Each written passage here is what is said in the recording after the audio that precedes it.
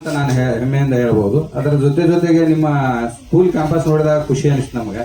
ಯಾಕಂದ್ರೆ ಒಂದು ಒಳ್ಳೆ ಗಾರ್ಡನ್ ಶಾಲಾ ಆವರಣದಲ್ಲಿ ಒಳ್ಳೆ ಗಿಡಗಳನ್ನ ಹಚ್ಚಿದ್ದಾರೆ, ಒಳ್ಳೆ ಒಂದು ವಾತಾವರಣ ಕ್ರಿಯೇಟ್ ಮಾಡಿದ್ದಾರೆ. ಈ ವಾತಾವರಣ ಕ್ರಿಯೇಟ್ ಮಾಡಿದ ಎಲ್ಲ ಶಾಲೆಯ ಮುಖ್ಯಸ್ಥರಿಗೂ ಮೊದಲನೇದಾಗಿ ಧನ್ಯವಾದಗಳನ್ನು ತಿಳಿಸುತ್ತೇನೆ. ಯಾಕಂದ್ರೆ ಒಂದು ಶಾಲೆ ಅಂದಾಗ ವಾತಾವರಣ ಅಷ್ಟೇ ಮುಖ್ಯವಾಗಿರ್ತದೆ. ನಾವು ಎಲ್ಲಿ ಇರ್ತೀವಿ ಅನ್ನೋದ್ರ ಮೇಲೆ ಬಹಳ ಡಿಪೆಂಡ್ ಆಗ್ತದೆ. ಈಗ ಒಂದು ಸುಮ್ಮನೆ ಹಂಗೆ ಉದಾಹರಣೆ ಹೇಳ್ತಾ ಇದ್ದೀನಿ. ಯಾವುದೋ ಒಂದು ಲೇಔಟ್ ಮಾಡ್ತಾ ಇರ್ತಾರ. ಲೇಔಟ್ ಅಂದ್ರೆ ಈಗ ನೀವು ಮನೆ ಕಟ್ಟಲಿಕ್ಕೆ ಒಂದು ಜಾಗಗಳನ್ನ ಗುರುತಿಸ್ತಿರ್ತಾರ.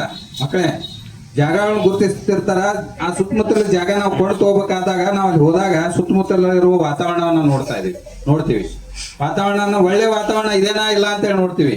ಆ ಒಳ್ಳೆ ವಾತಾವರಣ ಇದ್ರ ಆ ಜಾಗವನ್ನ ನಾವು ಕೊಂಡು ತಗೋತೀವಿ.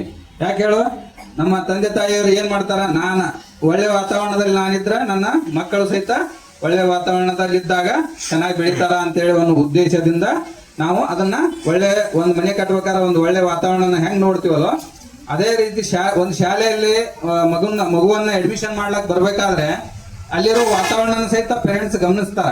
ಆ ಗಮನಿಸಿ ಮಾತ್ರ ನಿಮ್ಮನ್ನ ಆ ಶಾಲೆಗೆ ಸೇರಿಸ್ಬೇಕು ಬೇಡ ಅನ್ನೋದು. ಯಾಕಂದ್ರೆ ಶಾಲೆಯಲ್ಲಿ ಶಿಕ್ಷಣ ಹೆಂಗಿದೆ ಅನ್ನೋದೊಂದು ಬೋರ್ಡ್ ಮೇಲೆ ಅಥವಾ ಒಂದು ಬ್ಯಾನರ್ ಮೇಲೆ ಇದು ಹಿಂದಿನ ವರ್ಷದ ರಿಸಲ್ಟ್ ಅನ್ನ ಹಚ್ಚಿರ್ತಾರ, ಅದ್ರ ಮೇಲೆ ತಿಳ್ಕೊಬಹುದು.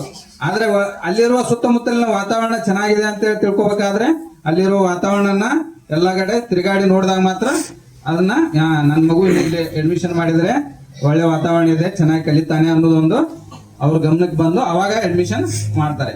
ಅದೆಲ್ಲ ಈ ವಾತಾವರಣ ಚೆನ್ನಾಗಿದೆ ಅನ್ಕೊಂಡೆ ಹೋದ ವರ್ಷಕ್ಕಿಂತ ಈ ವರ್ಷ ಸ್ಟ್ರೆಂತ್ ಜಾಸ್ತಿ ಆಗಿದೆ. ಅದಕ್ಕಾಗಿ ಆ ವಾತಾವರಣ ಚೆನ್ನಾಗಿದೆ ಅಂತೇಳಿ ಸ್ಟ್ರೆಂತ್ ಜಾಸ್ತಿ ಆಗಿದೆ ಅಂತೇಳಿ ಹೇಳ್ಬೋದು.